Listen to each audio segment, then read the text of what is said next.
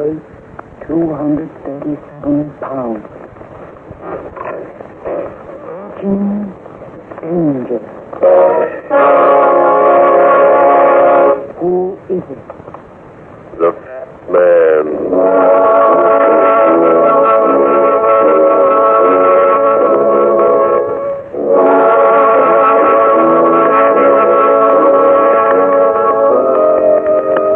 American Broadcasting Company brings you the adventures of Dashiell Hammett's fascinating and exciting character, the Fat Man, a fast-moving criminologist who tips the scales at 237 pounds. Tonight's adventure, the Crooked Horse. And now, here's the Fat Man.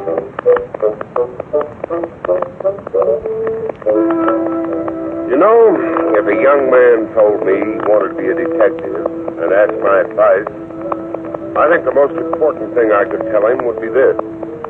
The life of a real detective isn't made up of silk dressing gowns, briar pipes, and intricate clues any more than the life of a real soldier is made up of pretty uniforms, parades, and bugle calls. They're both tough, hard business. And no matter what the sweetness and light boys say, it just isn't a fact that every criminal has a yellow streak down his back any more than it was true that every enemy soldier was a coward at heart. Sure, there are yellow crooks, but not all of them, because it stands to reason that a job of violence simply won't appeal to a man who scares easily. And believe me, whether you like it or not, this is a mighty important thing to know when you're dealing with a murderer. The girl wasn't beautiful, but there was a straightforwardness about her that spelled brains. There wasn't any coyness or fear in her voice, and she looked me straight in the eye. I liked her. She tossed her perky little hat on my desk and tapped a cigarette on the back of her hand. I heard a murder in room 610 of the Parker Hotel at 2:30 this morning. No, this isn't the police station, Miss, Father. The police wouldn't be interested, Mr. Runyon. Why not? Because the body of the dead man is gone. The hotel doesn't think there was a murder. In fact, the night clerk says there wasn't anybody registered in room 610.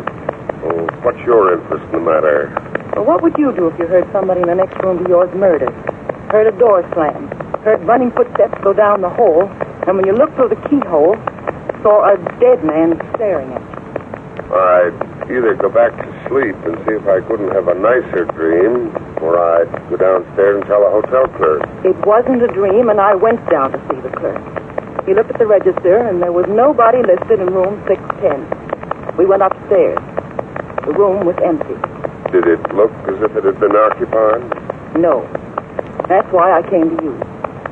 Something very peculiar happened in that room last night, and I'm sure a man was killed. You said you heard this murder. What do you mean? Did something wake you up? No. I was in bed reading when I heard a knock on the door of the room next to mine. The door opened, and I heard a man's voice say, 1,001 pardons, but have you the time? Another man's voice answered, but of course, the time is now. Well, that doesn't make much sense. You're sure you heard that? Yes. It sounded so strange that I continued listening closely. I heard footsteps in the room, and then there was a slight pause. Suddenly, the second voice said, white.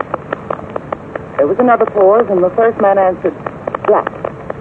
And then I heard an exclamation of surprise or anger. From black or white? I couldn't tell. Almost immediately, I heard a soft, popping noise as if someone had set off a very weak firecracker. Then I heard a groan of pain and the slam of a door. Footsteps ran down the hall quickly. By the time I opened my door, the hall was empty.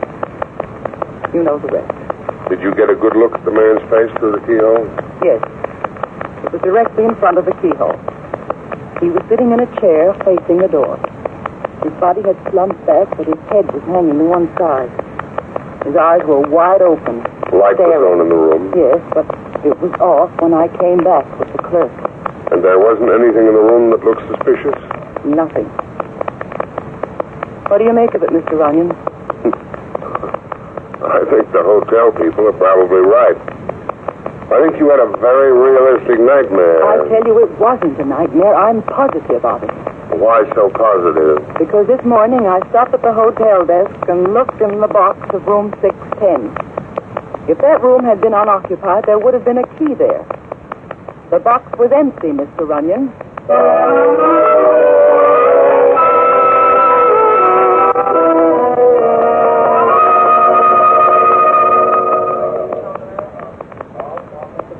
I'd like to see the clerk who was on duty at the desk here last night. Where can I find him? I was on duty last night. What's wrong? That's what I want you to tell me. I don't understand. Can we talk where it's a little more private? Yes, I guess so. Just let me... I have a bit of a problem, and perhaps you can help me. Oh, yes, sir. Just a second, please. Okay. What is it, sir? I suppose you think I'm silly, but you see, I am a very light sleeper. The slightest noise awakens me, and I have great difficulty in getting back to sleep. Now, I'm a very busy man, and most certainly I need my rest. Oh, I'm sorry, sir. I am already registered here in the hotel. Walker is my name. Oh, yes, sir. My room is directly on the street, and it is quite noisy. I was wondering if I might not have another room. Perhaps one on the back near the corridor? Well, I don't know, sir. I'll Perhaps see. room 610. I noticed it as I came out this morning. It seems to be in a position where it would be quieter than one of the others. Room 610. Well, I don't know, sir. Just a second. I'm sorry, sir, but room 610 is reserved. Reserved? Yes, sir. Afraid there are no other vacancies on that floor. Perhaps on some other But floor. perhaps I could have the room just for the afternoon. I really feel that I could rest there. Oh, I'm sorry, sir, but that's quite out of the question. I see. Well, thank you. Sorry, sir. A popular room, isn't it? Beg your pardon, sir? Room 610. Isn't that the room the young lady thought she heard a murder in last night? Afraid I don't follow you. Didn't you say you were on duty here last night? That's right. Were you the only clerk? Of course. Didn't a girl registered in room 608 come down about 2 o'clock this morning and tell you she'd heard a murder committed in room 610, the room next to hers? Didn't you both go back and find the room empty? No. I don't understand. I didn't see any girl early this morning. What's more, I didn't leave the desk all night.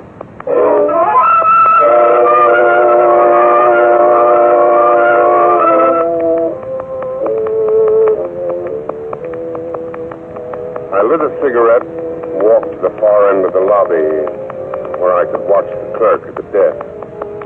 10 minutes passed. Then another clerk came on duty, and my boy said a few words to him. He walked across the lobby to an empty elevator. The door shut. The hand on the dial swung slowly around to number 10 and stopped. There was another elevator standing open. I got in and rode up to the 6th floor. The corridor was empty. I took a pass key out of my pocket and walked slowly down past room 608 and stopped in front of 610. The pass key worked fine. I went into 610 and locked the door behind me. It was a typical second-rate hotel room. A double bed, a couple of chairs, a desk with some aged writing paper, and an unused Gideon Bible. A chest of drawers stood against one wall. Ill-fitting, faded wallpaper of an ancient hunting scene looked down on the room from all sides. I tried the dresser drawers first. 3 hairpins, a silk stocking with a run, and the stub of a theater ticket were all I found. The desk was empty, and there was nothing under the mattress or the ragged throw rug in the center of the floor.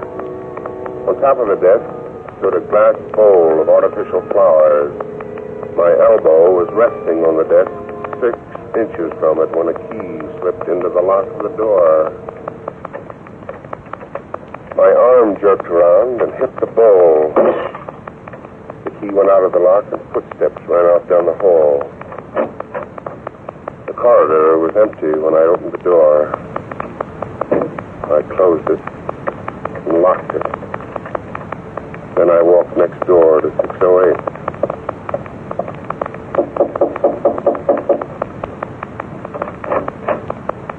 Oh, come in, Mr. Runyon. Have you learned anything yet? Maybe. What? How long have you been here in your room? Oh, a couple of hours, I guess. Why? Hear anything in the next room? The one where you thought you heard the murder last night? Oh, no. No, I haven't heard anything in there. Why? Did you think... I don't know. Something isn't adding up, sweetheart. What do you mean? I mean, the night clerk told me he didn't see you last night. And he didn't come up here to the room next door. What? But... Well, that's ridiculous. Of course he did. He's lying. Are you sure he's the one who's lying? Of course. Wait a minute. You don't think that I'm lying? Yeah, sweetheart. But I'm not, I tell you. Why should I lie about that? That's what I'd like to find out. I don't understand. Why on earth would that clerk lie to you? A little early in the day for martinis, isn't it? What are you talking about? This cocktail glass. You know, a cocktail glass with water on it makes a swell dictaphone if you press the glass against the wall, put your ear to the stem. What do you mean?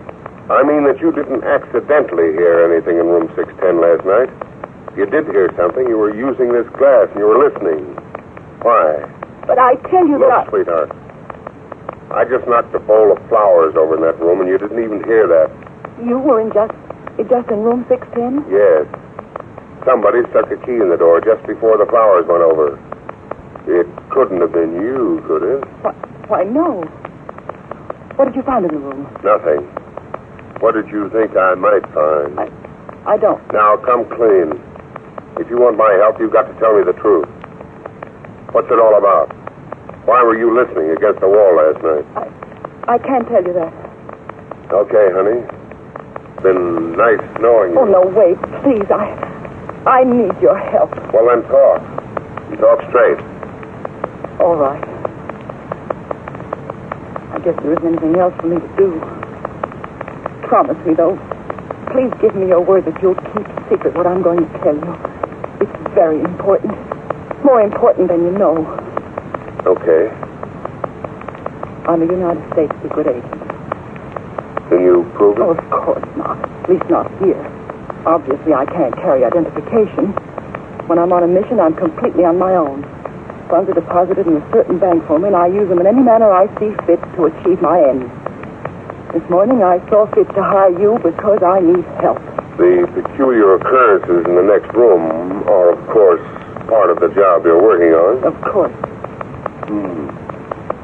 It's a swell story. It's a true one. Mr. Runyon, I really need your help. Won't you please believe me? Maybe I'm a sap. Okay. I'll play it blind. What's the setup?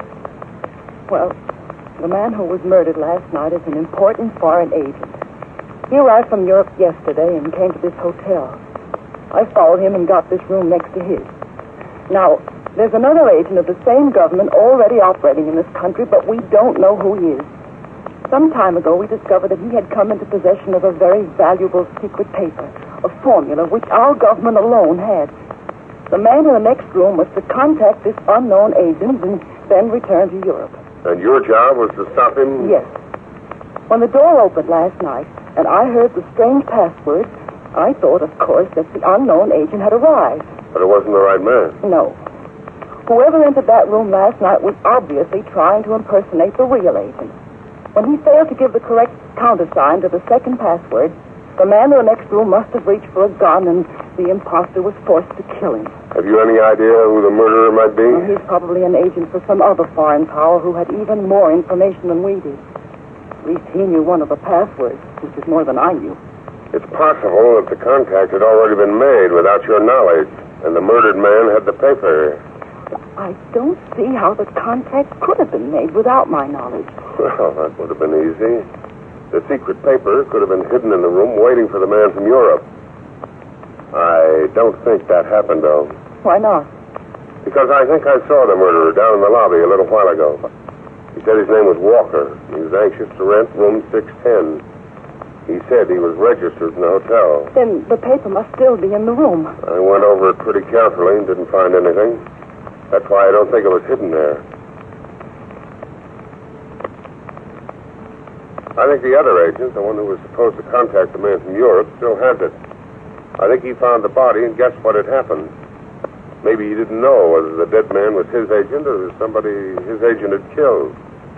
At any rate, he knew he had to get rid of the body. But how? Where? Now listen to me. Yes.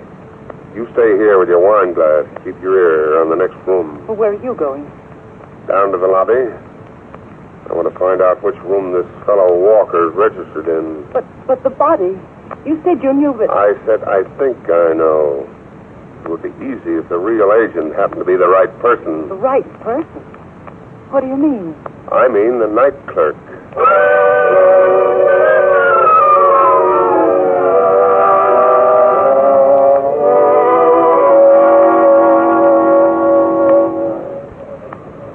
Can I help you, sir? Yeah. I'm looking for a fellow who works here as night clerk. Mr. Evans. Yeah, that's the fellow. Is he around here now? Why, he went off duty a little while ago. He was on all night, so I imagine he's asleep in his room. What room does he have? He's in 1003. Thanks. Not at all, sir. Oh, by the way, I believe there's an old friend of mine here in the hotel. His name is Walker. I wonder if you could tell me what room he's in, too. Certainly, sir. Just a second. Walker, I don't seem to... Oh, yes. This must be your friend. Henry Walker? Yeah, that's the one. Well, I'm afraid you're too late, sir. Mr. Walker checked out of the hotel about half an hour ago.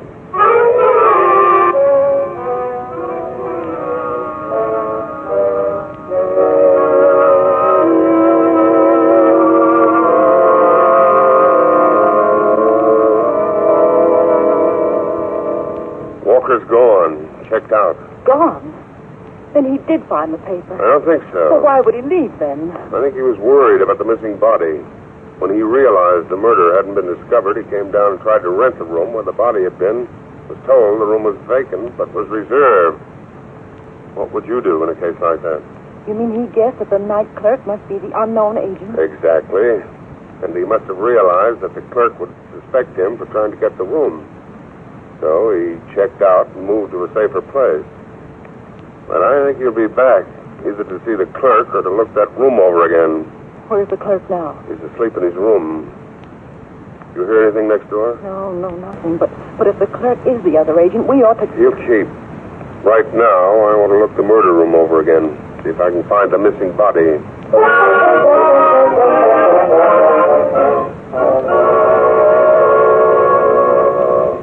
That's the chair the dead man was sitting in when I looked through the keyhole. Yeah, I know. What are you going to do now? I'm going to try and figure something out. After you heard the muffled popping sound, which must have been a gun with a silencer, you heard the door slam.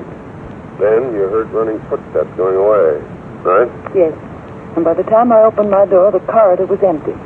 This door was locked. It was about 15 minutes later that the clerk and I came back up here. So if the clerk happened to be on his way up here when you were going down, he could have passed you in the elevator. Then he discovered the body. Exactly. A dead man is hard to move. It didn't take the clerk long to hide the body, so it must be near here. Maybe the room across the hall. Let's take a look.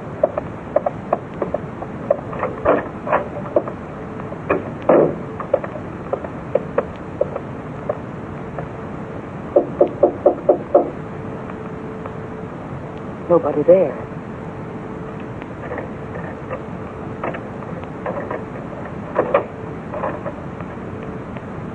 Somebody asleep in the bed.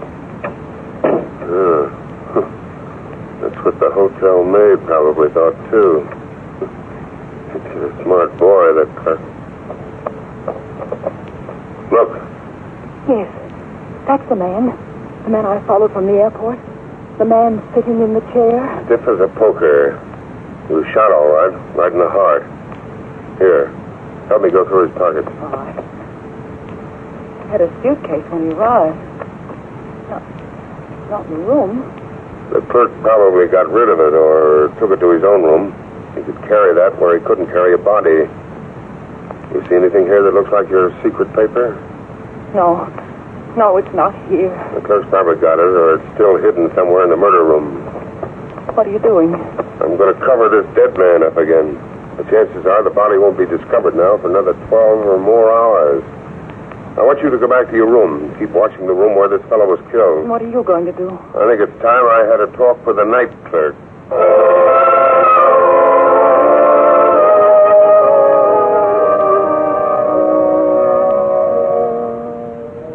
I stopped in front of the clerk's room and listened.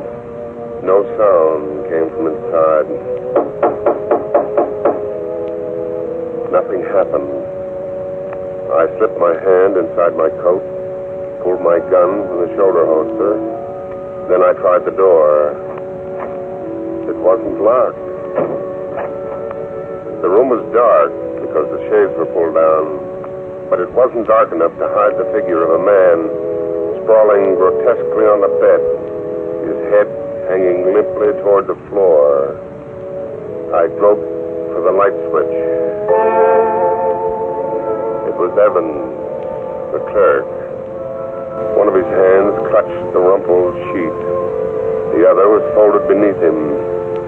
A bright trail of blood slid down the side of the bed and formed a dark pool on the floor. I closed the door with my foot and looked round the room.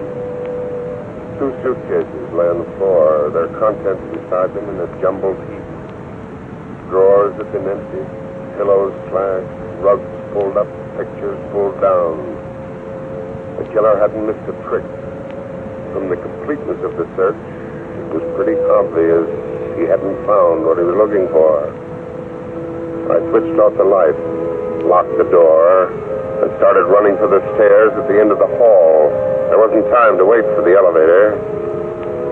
The gun was still in my hand when I opened the door of the girl's room on the 6th floor. She was gone. An overturned chair lay on the floor near the door, the broken cocktail glass beside it. Everything else looked in order. Slipping the safety on my gun, I turned once more toward the hall. Then I stopped. Something moved behind the closed door of the bathroom. I yanked it open and stepped back. The girl lay on her side on the floor, her hands and feet tied with stockings. A wash rag stuffed in her mouth served as a gag. Now, just a second, I'll have these off. There we are. We've got to stop him. He hasn't found the papers yet.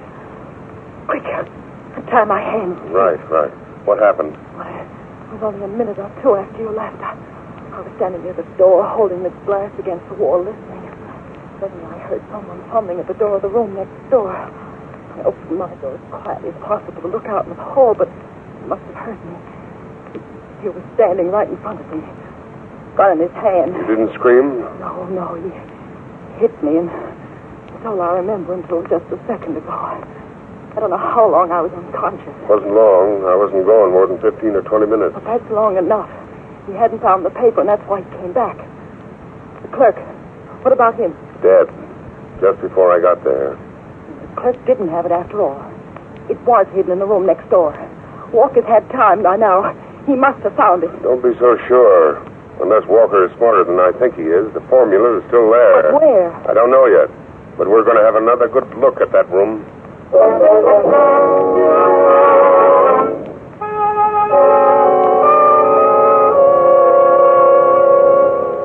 He certainly went through everything. Yeah. It's the same in the clerk's room. But he must have found the formula. Why, there's no place else to look. He's even slashed the mattress open. Yeah, he opened it twice. He went through the pillows twice, too. If he had found it, why go through the whole room twice? Oh, I see what you mean. Then you think it's still here? I'm sure of it. But there's nowhere else to look. It's impossible that a piece of paper with that much writing on it could still be hidden in here. No, you're wrong. I don't understand. Well, look at it this way. The easiest way in the world to fool people is by what you might call misplaced attention. Then you mean there isn't any paper in this room? Exactly. I told you that clerk was smart. He knew if anyone searched for the formula, they'd naturally look for a piece of paper. That's what I mean by misdirected attention. The formula's here, all right, but it isn't on a hidden piece of paper in an envelope. That's why Walker and I didn't find it. You mean it might be written on the ceiling or... Nothing is true to that. You know where it is? I think so. Well, where? Look at the walls.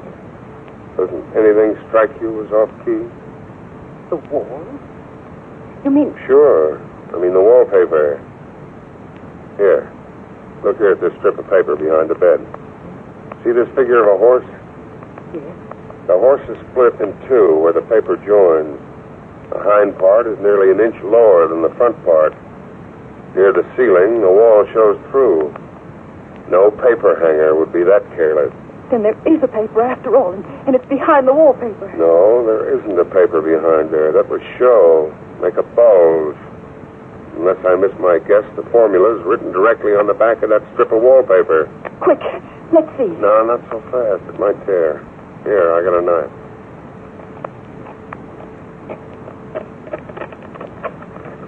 There. Look. Yes, it is. It's the formula. Quickly, let me have it. Thank you, my friend. Walker. Oh, so you came back. Put your hands over your heads quickly. How did you get... I'm better at opening doors quietly than you are, my dear. So you really were an agent. And I, like a stupid fool, thought you were merely the guest in the next room. I should have killed you then. You've done too much killing already, Walker. Or whatever your real name is. I have more to do, too. Very clever of you to find the formula. You would make an excellent man for this type of work. I like my type better. Keep your hands up high. Now turn around slowly, facing me. That's good. Now, you, fat man, drop the formula on the floor in front of you, but keep your hands high. Okay. Excellent. Excellent. Now I will just pick it up. Now you will get what... Yeah. Not fast enough, son. It was an awful chance kicking him when he bent over. He might still have been able to shoot. This life has made up for chances, sweetheart. Besides, I used to drop kick for my college football team. Is he dead? Yeah. That shot. Somebody must have heard it. Quick, we've got to get out of here. Here, give me the phone. Not so fast. I think I'll just hang on to this piece of wallpaper. But you can't. Give it to me. I've got to return it. Don't you see? Please, quickly, before somebody comes. I'd be a fool to give you this paper. How do I know who you really are? All I've got is your word that you're an American agent. But I am, I tell you. I am. Maybe. But I'm keeping the paper. No, please. It's important. It's got to get back to Washington. I still like your face, baby. Nice and looks honest. There's a fire escape back there by the window. Somebody from the lobby will be here in a minute. I'll see that the formula gets to Washington and stays out of this business. But these murders, these bodies. Leave that to me. If you're on the level, you'll be okay. You can keep on working and nobody will ever know who you are. You're not on the level. Well, it's the chance I take for liking your face. Besides, you haven't killed anybody. I'll get going. All right. But please see that the formula gets to Washington. Now, here's an address. Just take it there. That's all. Do you understand? Yeah, I understand, sweetheart. Move. Goodbye. And thank you. Forget it, baby. Operator, get me Sergeant O'Hara at police headquarters, quick. Sergeant O'Hara speaking. Runyon, O'Hara. I'm in room 610 of the Parker Hotel with a dead man. What, again? He's a murderer. You better hurry, O'Hara. Just a second. Hurry, O'Hara, this is important. Maybe hard to explain. The others, too. What others? The other two dead bodies hidden here in the hotel. What? You must be crazy. I can't help you get out of... Yes, you can, O'Hara. You've got to. The fate of a nation is riding again. Are you drunk? What's that mean? It means that I've got to make a very important trip to Washington, O'Hara. A very, very important trip.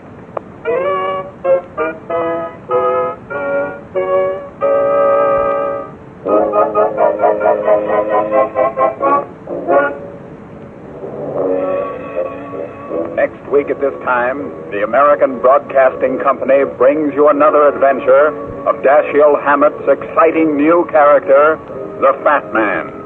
Next week's story is called The Dancing Tombstone. And the Fat Man says, A ghost makes its rounds silently, and a corpse is quiet forever.